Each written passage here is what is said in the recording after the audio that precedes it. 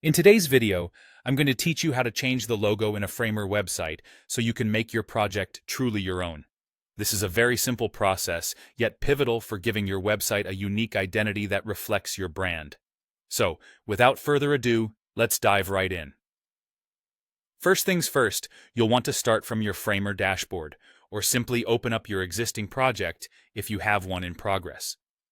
Once you're in the project workspace, take a look at the top menu bar. You're going to want to click on Insert. Think of this as your gateway to various elements you can add to your project, including your new logo. Now, in the side panel that pops up, you'll want to scroll down. Keep your eyes peeled for the section labeled Elements. Once there, continue scrolling until you find Utility in the list. This is where you'll find an option labeled Logo. As soon as you spot it, it's time to select it. After clicking on Logo, direct your attention to the right-hand menu. This menu is essentially your control center for customizing the logo you just inserted. Here, you should see an option that says Source.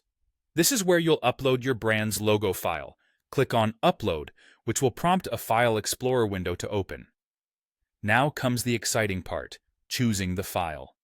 Navigate through your file directories to locate the logo that you want to feature on your web page. Once you've found the file, click on it to select it, and then hit Open.